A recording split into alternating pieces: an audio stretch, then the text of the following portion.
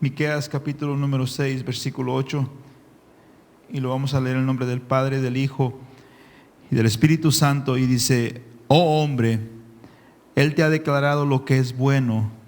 ¿Y qué pide Jehová de ti? Solamente hacer justicia y amar misericordia y humillarte ante tu Dios. Qué precioso Dios lo pone, amén. Resume todos los mandamientos en esos 3 mandamientos: hacer justicia, amar misericordia y humillarte ante tu Dios. Puede tomar asiento, ya hemos orado. Muchos de nosotros tenemos ideas muchas veces extrañas de cómo es Dios. Y obviamente eso entra porque no sabemos o no, muchas veces no leemos la palabra de Dios. A veces se centran en un solo elemento de su naturaleza y piensan que eso abarca todo. Y eso se está viendo mucho el día de hoy en las iglesias, mis hermanos. Se está viendo, por ejemplo, ahorita esta doctrina de la supergracia, donde Dios es amor.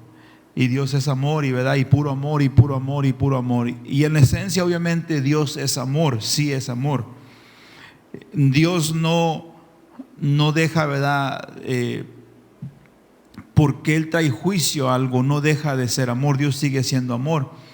Pero el problema el día de hoy, la gente, en el nombre, como hemos dicho ya en estos días varias veces, en el nombre del amor y de la inclusividad, pisotean la gracia de Dios. Entonces, hoy en día las iglesias se levantan y permiten que la gente haga, y lo triste es que muchas veces los pastores mismos permiten esas cosas porque ellos mismos están haciendo esas cosas. Entonces, para justificar su pecado de ellos muchas veces, entonces ellos permiten hacer permiten que la gente haga también ese tipo de pecados. Por ejemplo, un predicador muy famoso aquí en Texas, aquí en Dallas,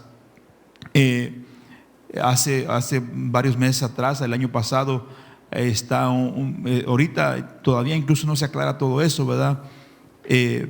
Donde lo están difamando de que se metió pesado, ¿verdad? En el pecado. No puedo mencionar todo.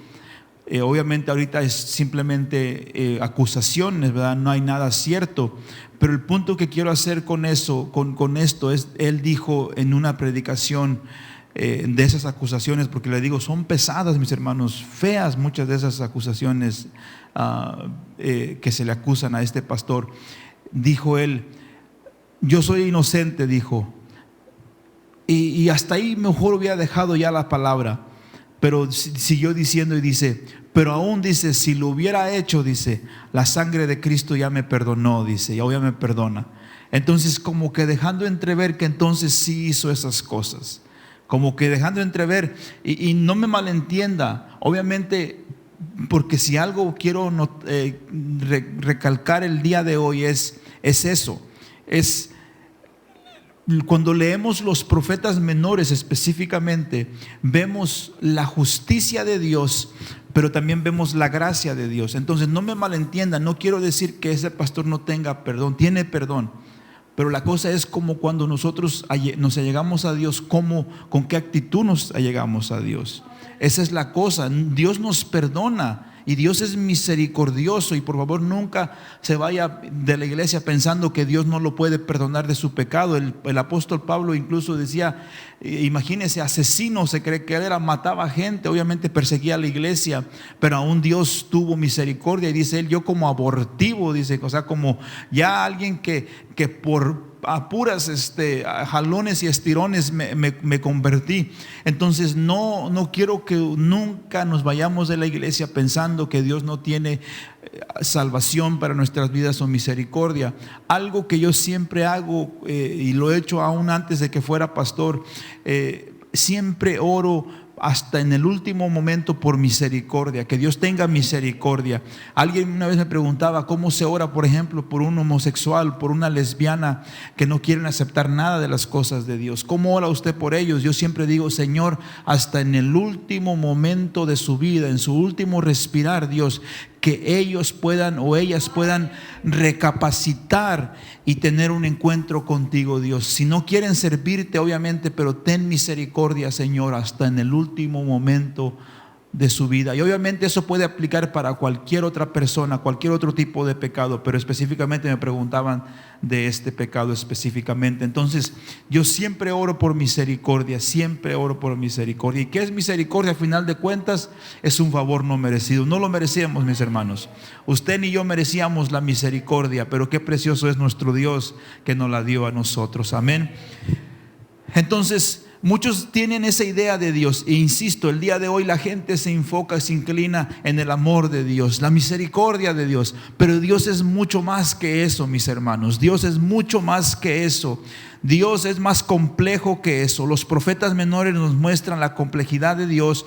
Él es grandemente misericordioso y terriblemente justo. Dios es grandemente misericordioso y terriblemente justo. Y eso es algo, mis hermanos, feo, porque bien dice la Biblia que horrible cosa es caer en manos de un Dios vivo. Horrible cosa es, pero en la otra mano, fíjese lo precioso de eso. Horrible cosa es caer en manos de un Dios vivo, terrible, horrenda cosa.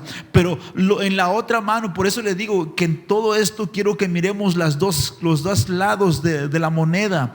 Miremos lo horrendo o lo terrible de la justicia que Dios aplica al pecado, porque insisto una vez más, porque Él es un Dios vivo. Pero en el otro lado vemos que David, cuando pecó y se le llegó a su corazón en traer el censo al pueblo, dice la Biblia que David empezó a contar para ver las grandezas que él tenía, el ejército, todas las armas que él tenía. Empezó a contar, y aún su capitán le dijo: no haga eso, mi señor, no, que a poco no, Dios no es suficiente para darnos la victoria, ¿verdad? Yo estoy parafraseando la plática. Y David dijo: no, como quiera, censa, cuenta al pueblo. Bueno, se pusieron a contar al pueblo. Entonces Dios miró, le desagradó, y la Biblia dice que Satanás fue el que indujo a David a hacer eso.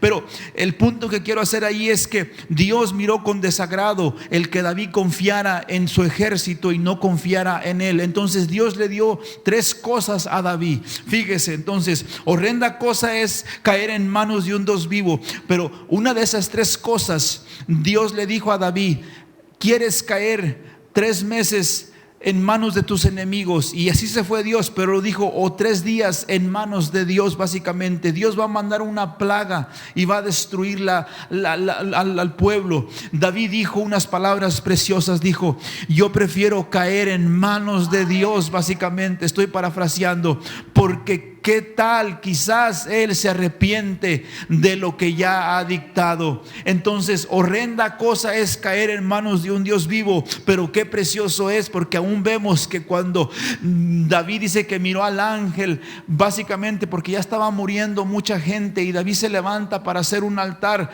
a comprar una tierra, dice la Biblia que Dios se agradó y se arrepintió básicamente de lo que ya había dicho. Caer en manos de un Dios que tiene misericordia, mis hermanos, es precioso. Sí, es horrenda caer en manos de un Dios vivo, pero nunca nos olvidemos que la gracia de nuestro Dios siempre va a estar ahí para alcanzarnos y perdonarnos, mis hermanos.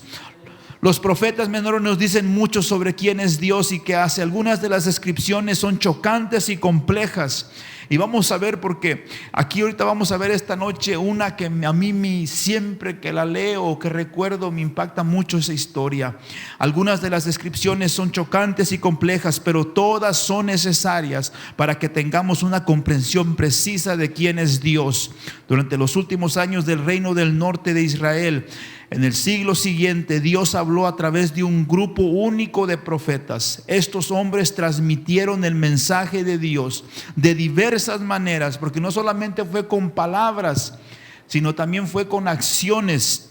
Muchos de ellos Dice, estos hombres transmitieron el mensaje de Dios de diversas maneras, incluidas declaraciones audaces, ejemplos vivos e incluso cantos. Aunque estos profetas operaron en diferentes épocas, utilizaron diferentes métodos de comunicación y experimentaron diferentes resultados. Cada uno compartió verdades de la palabra de Dios al pueblo de Israel.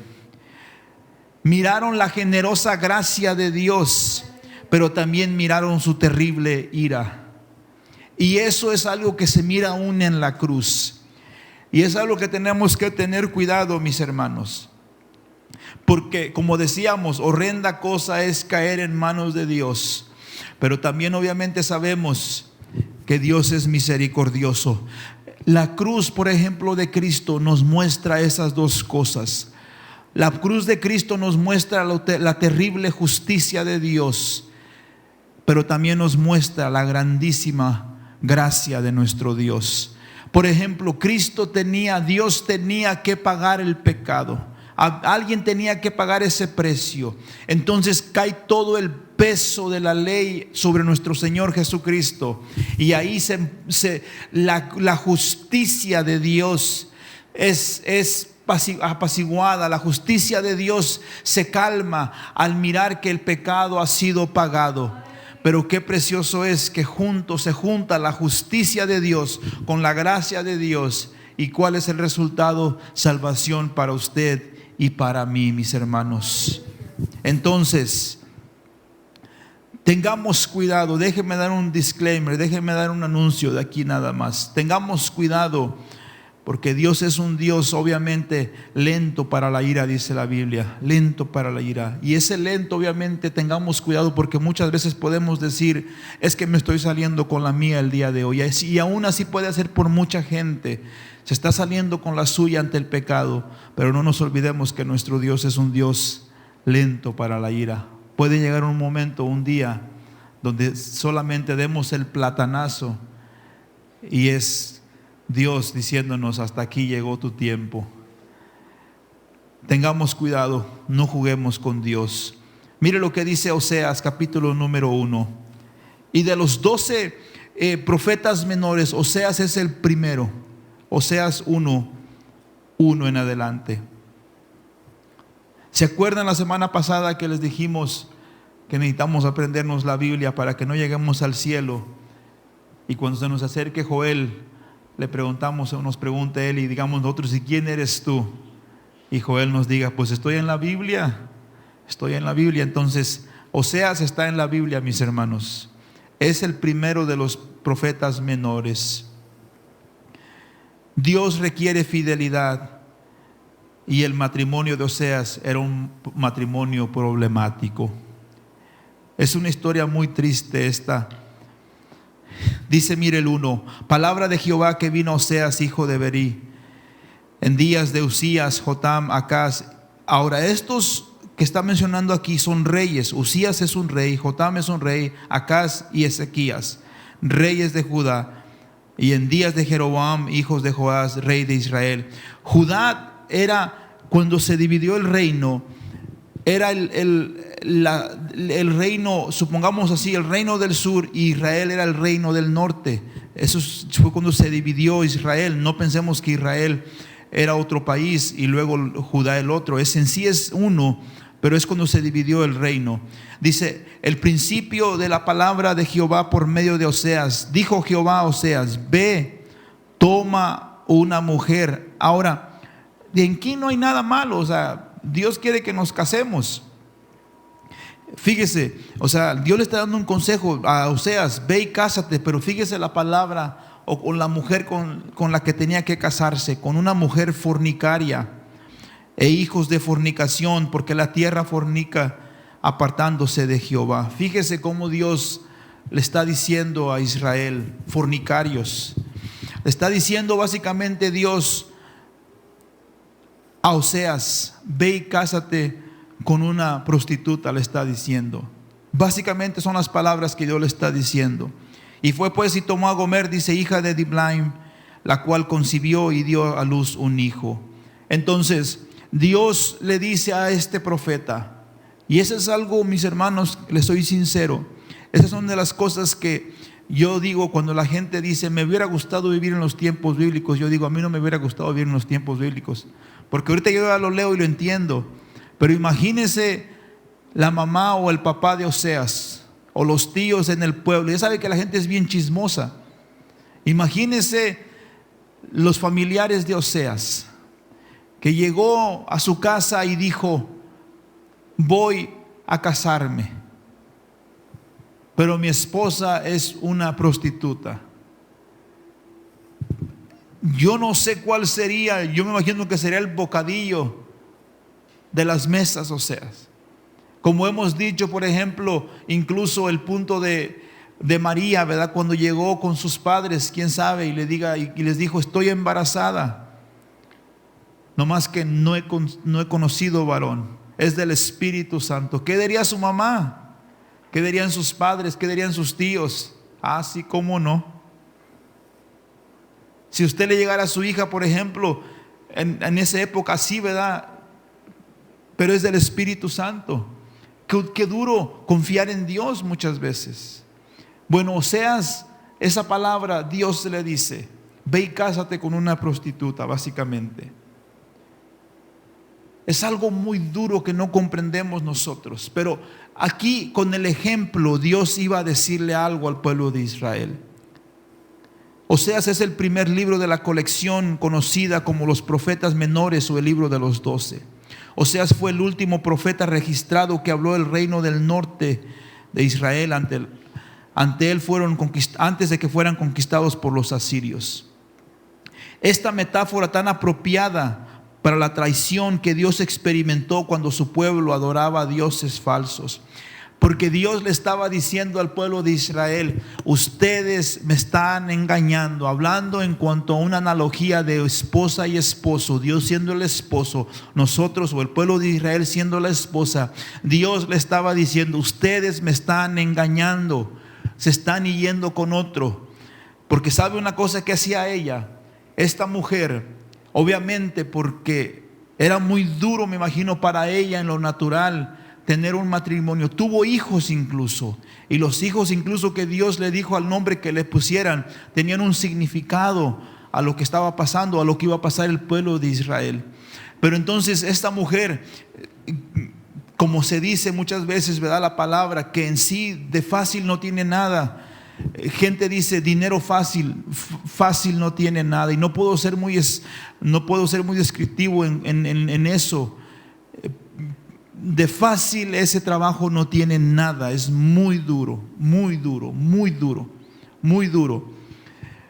Entonces, pero esta mujer, a Oseas, lo que hace es que se sigue yendo de su matrimonio. Entonces el ejemplo que Dios le está dando aquí al pueblo de Israel le está diciendo, así son ustedes que me siguen engañando, se van ante otros dioses constantemente, se apartan de mí.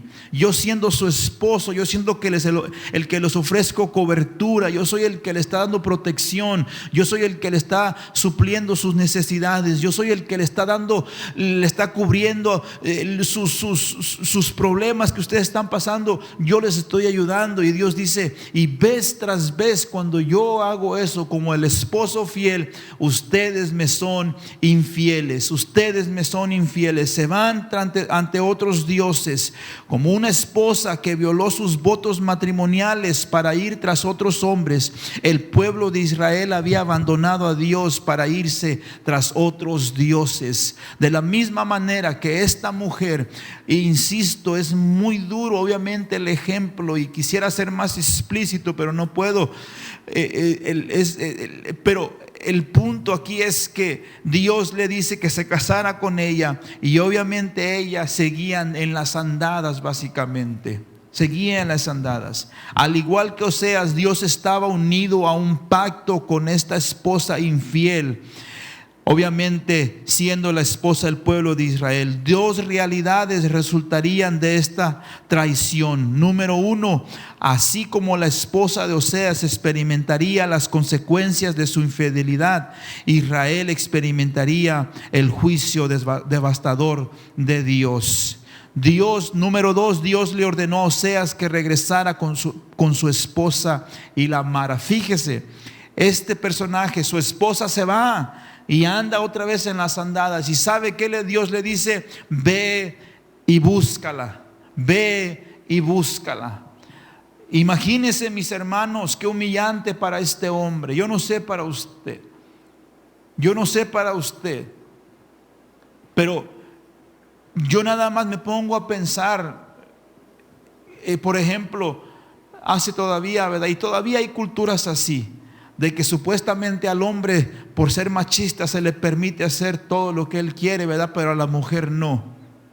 Y obviamente nosotros no estamos de acuerdo con eso, ¿verdad? Nosotros creemos en la fidelidad total entre hombre y mujer. Aquí no andamos de que el hombre es macho y ni nada de eso, ¿verdad? Nada que ver. Pero imagínense la cultura incluso en ese tiempo, que Oseas tuvo que ir por su esposa, supongámoslo así, a una cantina. Tuvo que ir por su esposa y Dios le dijo: ámala, ámala. Otra vez, en lo natural, yo creo que pudo ser muy humillante para él como hombre. Obviamente Dios estaba usándolo como ejemplo de la situación espiritual que Israel estaba pasando, pero en lo natural pudo ser muy duro para él. Dios le dijo que la amara aunque ella lo había abandonado. ¿Por qué se suponía que Oseas debía mostrar esa misericordia? Por eso es exactamente lo que Dios hace con su pueblo. Porque eso es lo que Dios hace exactamente con su pueblo. Es por eso que Oseas debería mostrar esa misericordia. O sea, con su ejemplo estaba mostrando algo que Dios iba a hacer con su pueblo. ¿Y qué iba a hacer Dios? Mostrar su misericordia a su pueblo rebelde. Aunque el pueblo una tras vez y una vez más se alejaba y se iba con otros dioses. E insisto, como hemos dicho, un Dios no necesariamente es una estatua de barro, o de yeso, o de fierro, o de palo. Un Dios puede ser cualquier cosa, mis hermanos. Y el día de hoy, tristemente, así está muchas veces la iglesia. Nos vamos tras nuestros dioses, porque Dios, a final de cuentas, es todo lo que nosotros, nos gastamos, nuestro tiempo, nuestra mente, nuestros recursos, nuestro físico. Eso es nuestro Dios. Lo que nosotros estamos gastando, todo lo que nos está robando la atención, eso es nuestro Dios. Aún puede ser un problema que muchas veces nosotros le estamos casi dando más grandeza al problema que a nuestro Dios, porque nos está quitando toda la mente, todo el tiempo, nos está carcomiendo el pensamiento, esa cosa.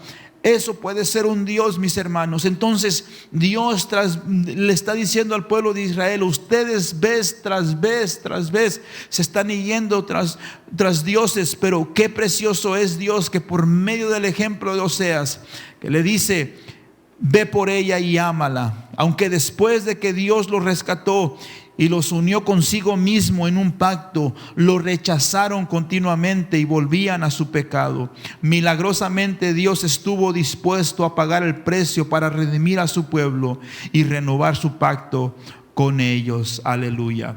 Mire lo que dice Oseas 6, 1 en adelante. Oseas 6, 1 en adelante.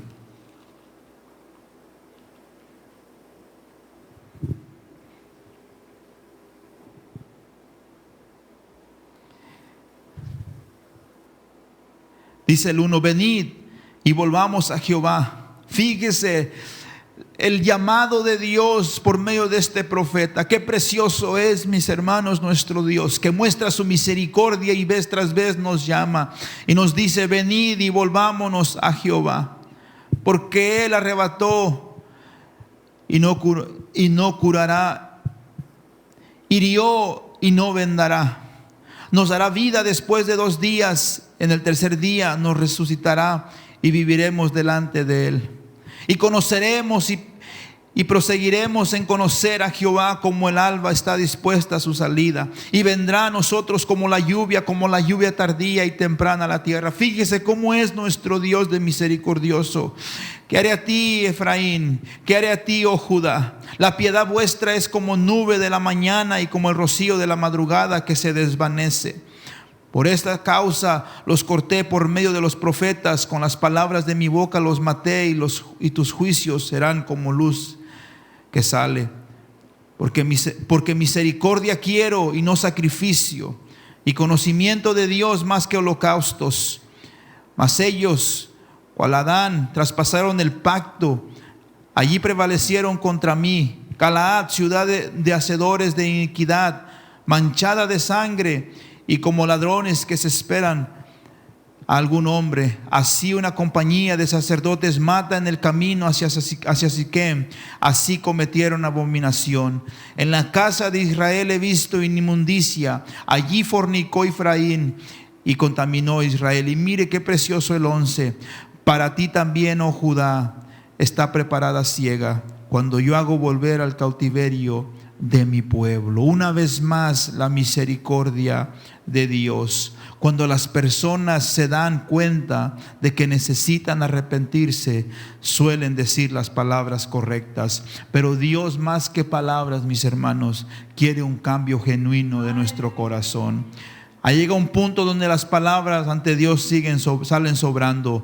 Dios quiere más que eso. Él desea un verdadero arrepentimiento, un cambio genuino del corazón. Las acciones externas y palabras vacías no lo engañan a Él, porque a través de ellas Él puede ver la realidad de nuestro corazón.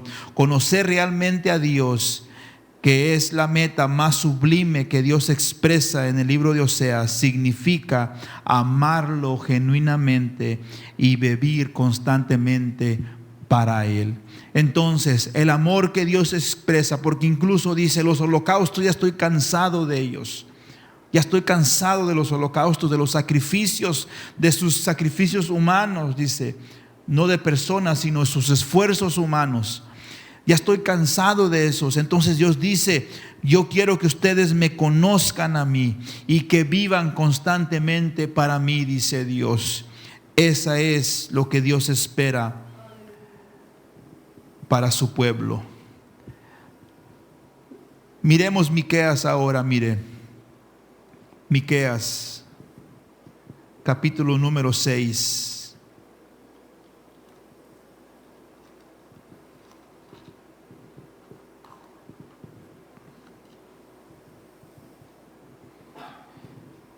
Del 1 al 5.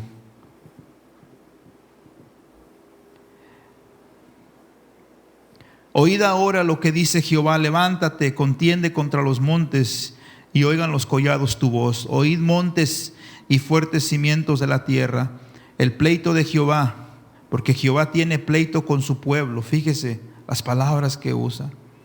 Yo no quisiera que se dijera así de mí, que Dios tiene pleito contra mí. Yo no quisiera que se diga eso de mí, mis hermanos. Altercará con Israel. Pueblo mío, fíjese la palabra de Dios, la pregunta: ¿qué te he hecho o en qué te he molestado? Respóndeme contra mí. Porque yo te hice subir de la tierra de Egipto y de la casa de servidumbre que te redimí, y envié delante de ti a Moisés, a Aarón y a María. Pueblo mío, acuérdate ahora que aconsejó Balac, rey de Moab, y que le respondió Balaam, hijo de Beor, desde Sittim hasta Gilgal, para que conozcas las justicias de Jehová.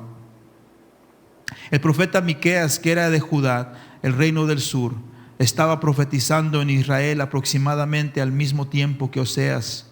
Miqueas 6 registra la devastadora acusación de Dios por la culpa de Israel. Un principio importante en el sistema legal es que las personas acusadas de los delitos tienen derecho a conocer sus cargos que se les imputan. Por ejemplo, cuando lo para un policía, lo pregunta al que usted debe de hacer primeramente que se le para el policía, si quiere hacer una pregunta, es: ¿por qué me paraste? O sea, yo quiero conocer mis cargos. ¿Por qué me paraste? Por lo general esto implica un encuentro en una sala de tribunal donde los cargos se presentan en forma de acusación. Una lista de delitos que se sospecha que ha cometido el individuo. Muchos libros proféticos del Antiguo Testamento incluyen acusaciones contra naciones, contra reyes o contra líderes religiosos. A veces el profeta formula la acusación con su propia voz, así como Miqueas. Esta acusación es una espada de doble filo. En lugar, dice simplemente hiciste mal. O sea, no mira en sí lo que están haciendo, pero hiciste mal. Dios acusa al pueblo defendiéndose. Cada cargo compara el pecado del pueblo con la fidelidad de Dios. Dios empieza con una pregunta: pueblo mío, ¿qué te he hecho? ¿En qué te he molestado? El pueblo trataba a Dios como si hubiera sido cruel e insensible, porque como decíamos la semana pasada, y ahorita vamos a regresar allí a Jonás y muchos de estos profetas decían de Dios: ¿por qué es que tú nos mandas estas ciudades paganas para castigarnos a nosotros, que ellos han pecado más que nosotros? Y muchas veces, miren mis hermanos, cuando se trata de justificar el pecado, así somos nosotros los humanos. Ponemos en perspectiva el pecado de alguien más. Él pecó más grande que yo, él pecó más grande que yo, es que él, es que ella. Mire, incluso en estos días hablaba con alguien y esta persona me contaba una situación que está pasando a alguien de sus familiares. Y ahora quisiera entrar un poquito más en detalles, pero por respeto a esta persona no lo voy a hacer. Pero básicamente ahorita está en la cárcel esta persona, este familiar, y la manera que cayó en la cárcel es por básicamente trató de pasar gente por la frontera. Entonces la agarraron como coyote a esta mujer y también empezó a usar drogas. La agarraron, la metieron a la cárcel por un tiempo, salió. Bueno, la pusieron en tiempo de probation, en prueba la pusieron por un año y medio. Rompió la prueba porque siguió usando drogas, ¿verdad? Y siguió faltando a las citas que tenía con el juez de corte. Bueno, rompió todo eso. El punto que quiero hacer es: en estos días que hablaba con esta persona, me contaba y me decía: es que se está portando muy bien. Y hace esto y aquí, allá y aquí, allá.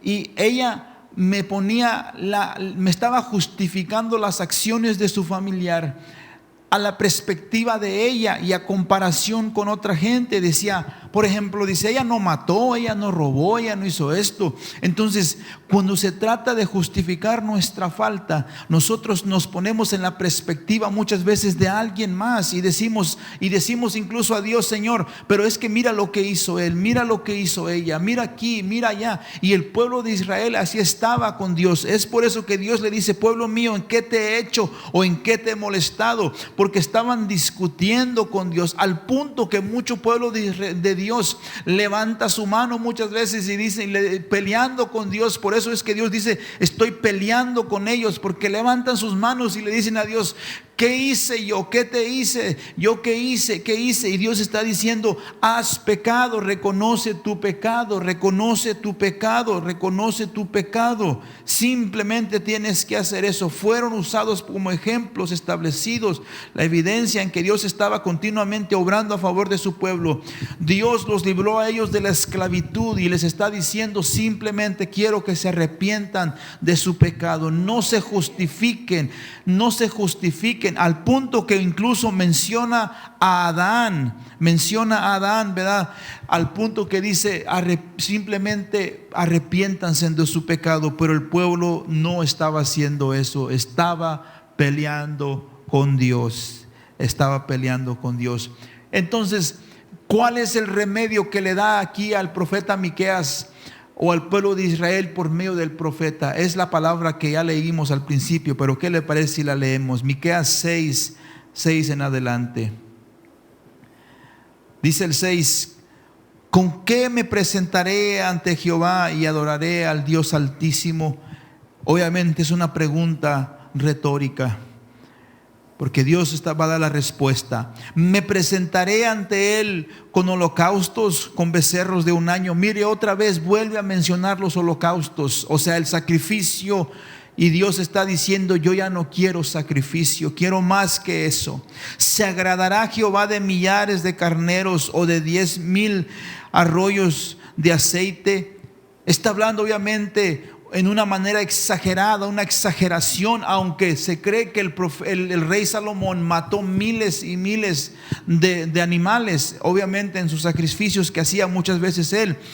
Pero fíjese, dice: daré mi primogénito por mi rebelión, el fruto de mis entrañas por el pecado de mi alma. Insisto, otra vez, una exageración está diciendo aquí el profeta Miqueas para exponer lo que Dios está pidiendo. Pero fíjese el 8 que leímos, dice: oh hombre, Él te ha declarado lo que es bueno.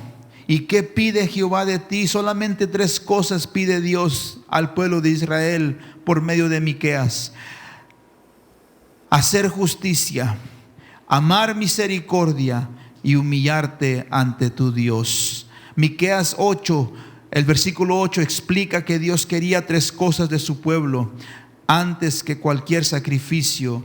Esto es lo que Dios quería de su pueblo. Ahora, Dios no en ningún momento está diciendo que no quería el holocausto, mis hermanos. No entendamos.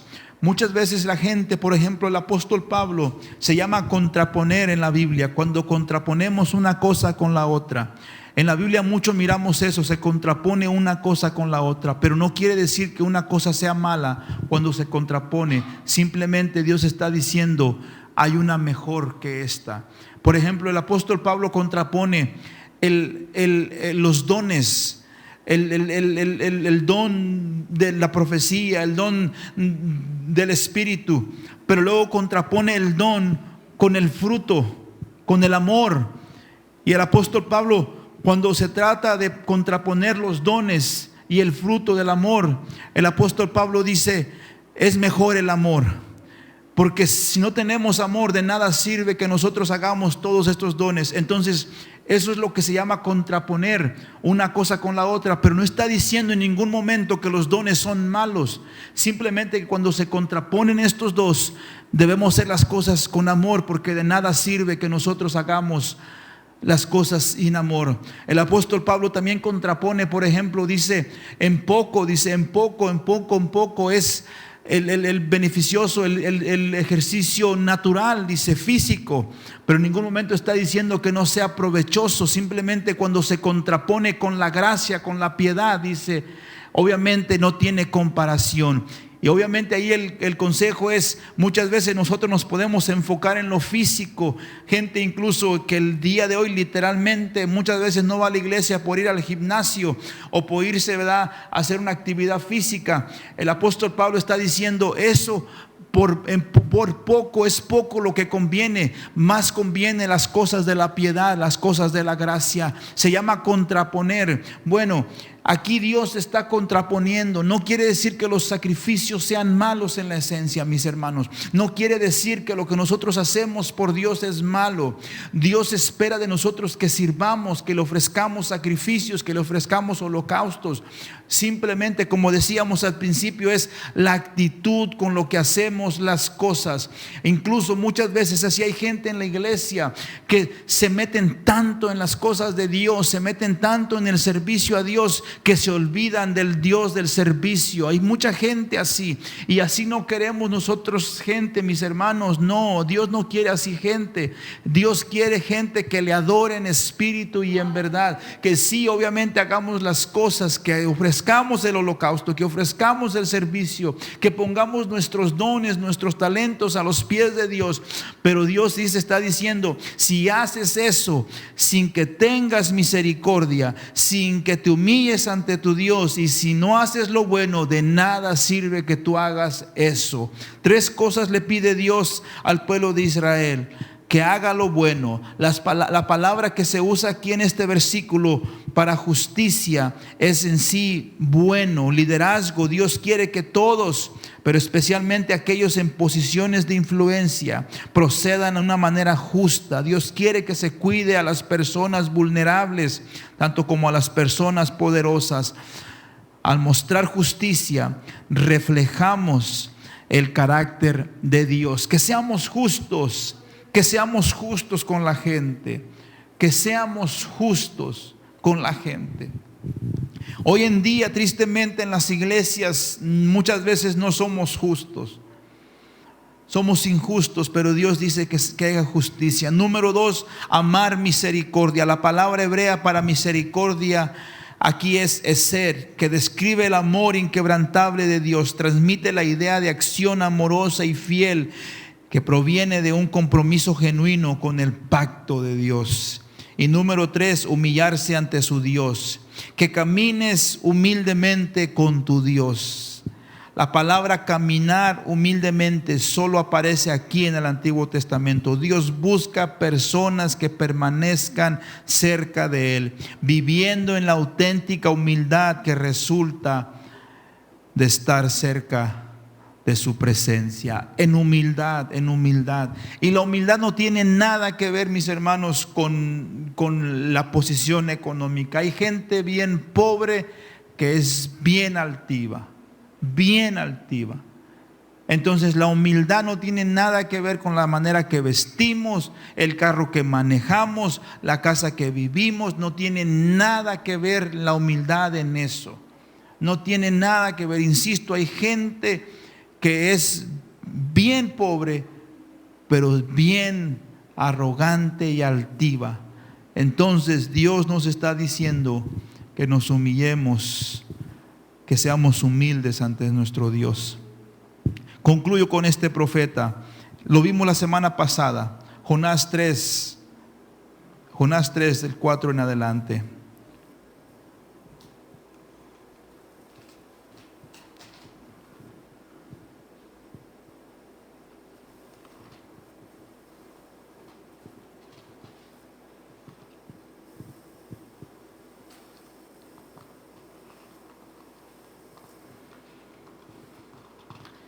¿Se acuerdan la profecía de Jonás? ¿Qué dijimos la semana pasada? ¿Cuál fue la profecía de Jonás?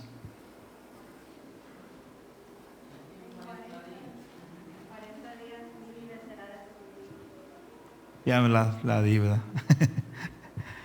Pero esa fue todo. Fíjese, yo incluso yendo para mi casa, porque mencionaba esto, ¿verdad? Yendo para mi casa al otro día yo pensaba y yo decía, Señor, y uno como predicador se gasta a veces yo me gasto a veces hasta 3 meses haciendo un mensaje, mis hermanos, estudiando, buscando. Y Jonás, fíjese el bosquejo de Jonás. Ese era el bosquejo de Jonás. De aquí a 40 días Nínive será destruida. No necesitó introducción, los 3 puntos, ni conclusión. Ese fue el mensaje de Jonás, esa fue la predicación de Jonás. Y nosotros, cuando Dios nos dice que hablemos, que prediquemos, ni queremos predicar, la complicamos tanto. Nos queremos meter en las estrellas y en las profundidades allá del mar, ¿verdad? Y queremos bucear y sacar y todo aquí. Y Jonás, de aquí a 40 días Nínive se verá destruida. Simplemente imagínense, ese fue el mensaje, ese fue el bosquejo de Jonás. Nada, bien sencillo. Incluso le aseguro que más de un doctor el día de hoy, teólogo, le dijera a lo mejor simple al mensaje de Jonás. Todo el mensaje que Jonás necesitó: de aquí a 40 días Nínive será destruida. Todo eso, el arrepentimiento. ¿Y sabe qué pasó? Nínive se arrepintió. Hasta los perros pusieron a ayunar y los gatos, mis hermanos. Todos ayunaron en esa ciudad. Y se cree que era una ciudad grande, no era una ciudad pequeña, pero a todos les llegó el arrepentimiento. El rey a todos puso en cinta y les dijo: hasta aquí llegó la comida el día de hoy. Y les soy sincero, no pensaba en eso, ¿verdad? Por esta palabra, pero ahorita que estaba sentado ahí, yo dije: Señor, voy a hacer un ayuno de 3 días. Y yo dije, estaría bueno decirle a la congregación que ayunemos, mis hermanos. La importancia del ayuno, que humillemos nuestra carne y que la sometamos. No le digo esto, ¿verdad?, por lo de Jonás. Simplemente pensé cuando estaba sentado ahí, cuando llegué a la iglesia. El arrepentimiento de Nínive fue un momento impactante. Y aún Jonás, por eso mismo, Jonás no quería ir a Nínive. Porque otra vez hablando de la misericordia de Dios, Jonás decía: si yo voy y les predico y se arrepienten, tú los vas a perdonar. Jonás decía: si yo voy y les predico y se arrepienten, tú los vas a perdonar. Entonces yo no quiero ir por eso. Y es por eso que Nínive estaba aquí y Jonás iba al lado opuesto de Nínive. Entonces Jonás decía: no, yo no quiero ir porque yo sé, yo conozco, yo sé que eres un Dios temible cuando la gente no se arrepiente, pero también sé que eres un Dios misericordioso cuando la gente se arrepiente. Entonces Jonás decía: yo no quiero ir a ese pueblo que un día castigó y va a castigar a mi nación. Yo no quiero ir a predicarles porque se van a arrepentir y tú los vas a perdonar. Su misión era pronunciar juicio y destrucción, pero la respuesta de Nínive trajo compasión a Dios. Aleluya. Asiria fue uno de los imperios más poderosos y aterradores que jamás haya existido, como mencionamos la semana pasada. Durante más de 200 años habían acosado directamente a Israel, el reino del norte, y finalmente lo destruyeron. Los asirios, incluso cuando lo conquistaron, de ahí salió Samaria. Incluso cuando los asirios conquistaron a Israel, se lo llevaron cautivo y empezaron a traer gente de otras naciones, y ahí nacieron los samaritanos. Empezaron a traer gente, se llevaron lo mejor y empezaron a traer de lo peor, y de ahí nacieron los samaritanos y este pleito que incluso hasta el día de hoy sigue surgiendo en esa región. La misión de Jonás a la capital de Asiria probablemente tuvo un lugar algún momento entre los 800 y el 750 antes de Cristo, aunque el profeta no quería ir a Nínive porque temía que el pueblo se arrepentiría y se salvara. Finalmente terminó allí. Es sorprendente el abrupto encuentro de Jonás y los ninivitas. Jonás 3 resume en 2 versículos. En el versículo 4, Jonás predicó que el juicio de Dios vendría en 40 días. Y el versículo 5, mire lo que dice el 5.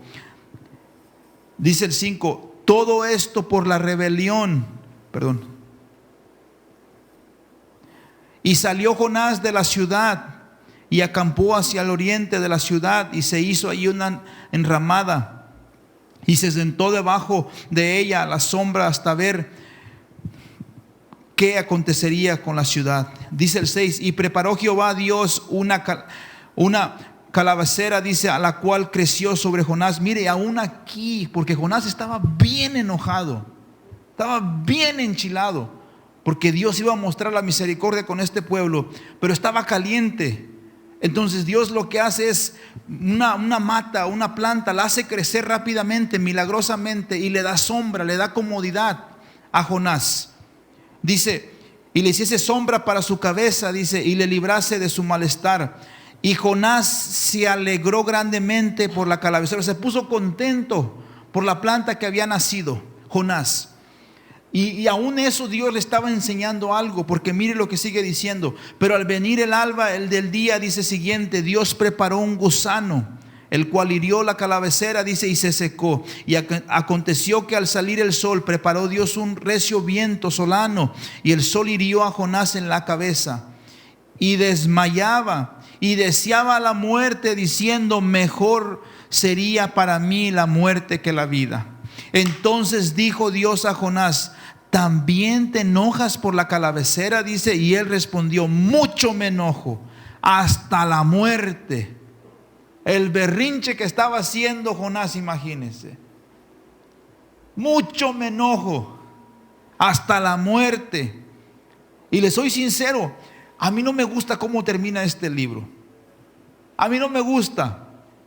Pero bueno, ¿quién soy yo, verdad? Dios es el que lo inspiró.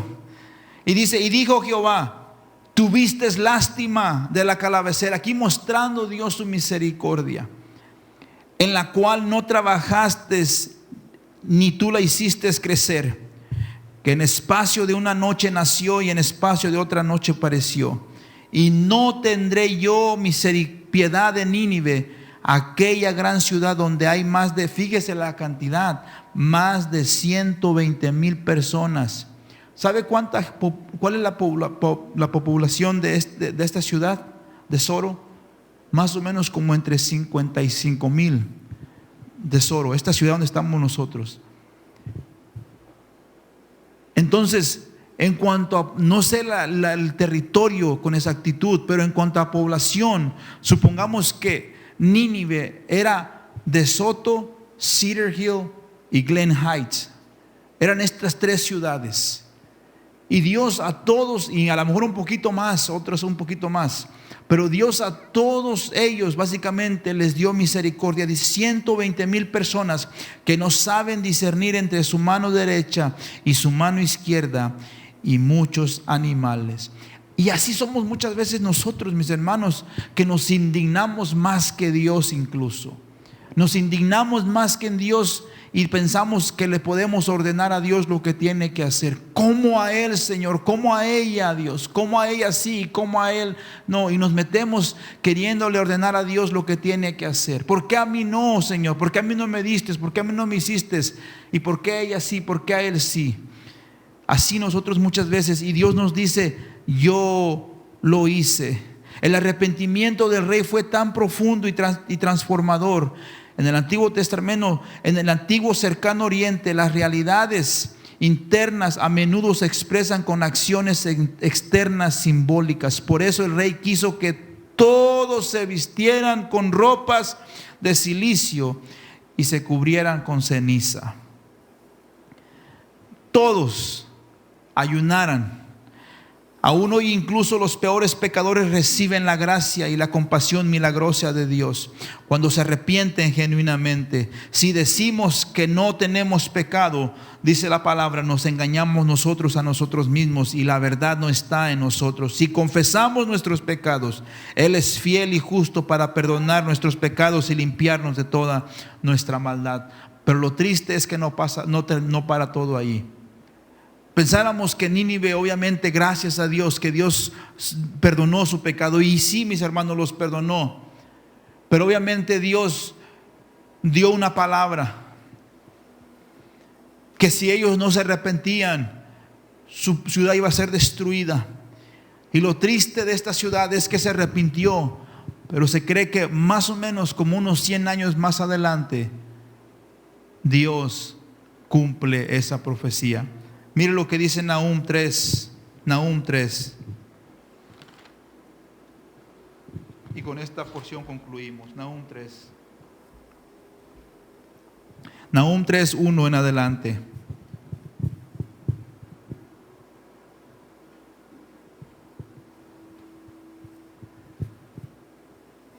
Dice, ay de ti.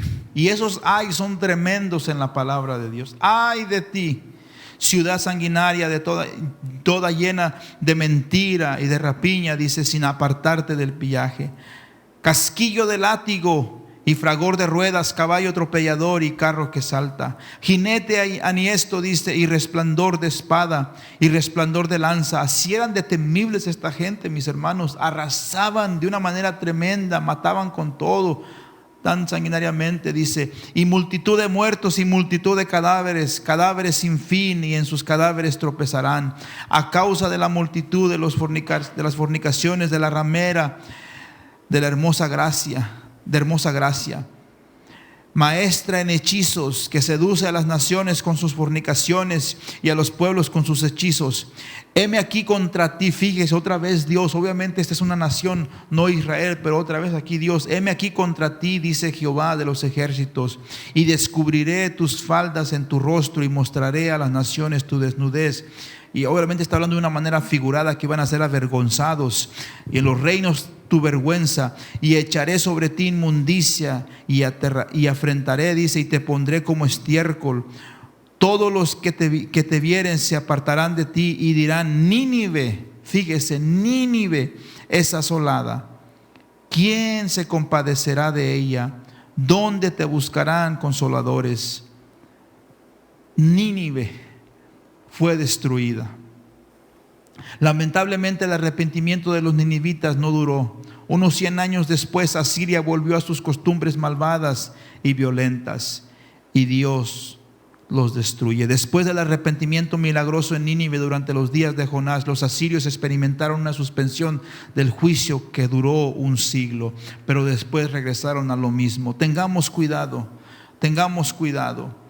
Esta historia de juicio es una sombría advertencia. La fe y el arrepentimiento de generaciones anteriores no pueden protegernos de los resultados de nuestro propio pecado. Necesitamos nosotros arrepentirnos. Arrepentirse y seguir al Señor es una decisión personal. Y es algo que quiero que entendamos. Mis hermanos, esto es de continuar, esto es de seguir. Esto es de continuar, esto es de seguir. La fe de nuestros padres no nos va a salvar a nosotros. La fe de nuestros padres no nos va a salvar. Cuando estemos en la presencia de Dios, Dios no me va a preguntar a mí cómo fue la fe de mi mamá o cómo fue la fe de mi papá o de mi abuelo. Dios me va a preguntar la manera que yo le serví. Dios va a pedir cuentas a cada uno de nosotros. Entonces, que nos pongamos firmes siempre y cuando estemos en su presencia, podamos entregar cuentas y decir: Señor, yo te serví con todo mi corazón. Concluyo con esto. Los profetas enseñan importantes lecciones sobre la fidelidad de Dios y la fidelidad que espera de su pueblo Él para con nosotros. Son dos cosas: la fidelidad de Dios, pero también la fidelidad que espera Él de nosotros. El pecado separa a las personas de Dios y trae juicio. El pecado separa a las personas de Dios y trae juicio. Por otra parte, las buenas nuevas son demasiadas gloriosas para callarlas. Por grandes que sean sus juicios, sus misericordias son mayores. Como los personajes de las Escrituras, debemos escudriñar nuestro corazón y escuchar atentamente la voz de Dios y saber si tenemos que arrepentirnos de nuestro pecado. Cuando Él nos llama a arrepentirnos y a seguirle de todo corazón, debemos obedecerle inmediatamente, mis hermanos.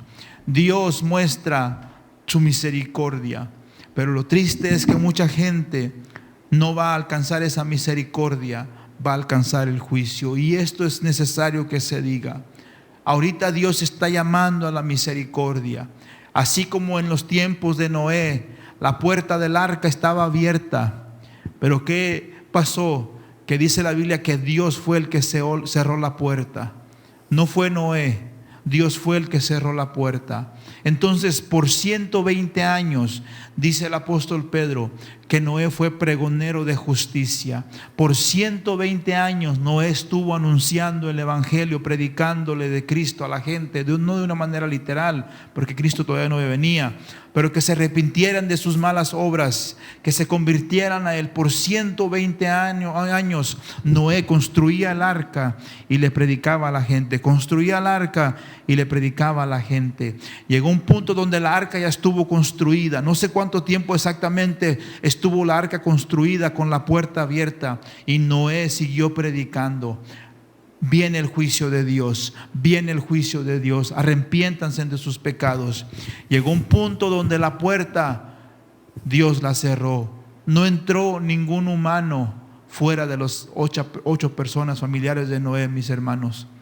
De la misma manera, ahorita en nuestro tiempo, así está Dios.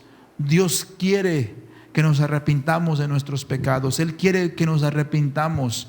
La gracia de Dios todavía muestra sobre nosotros. Entonces, que no se haga tarde y mejor vengamos a Dios y digamos al Señor: me arrepiento de mi pecado, de lo que yo he hecho, de lo que yo he dicho, de lo que yo he pensado. Vengo a ti, Señor, perdóname. No quiero caer en tus juicios, Dios. Quiero arrepentirme yo en esta noche.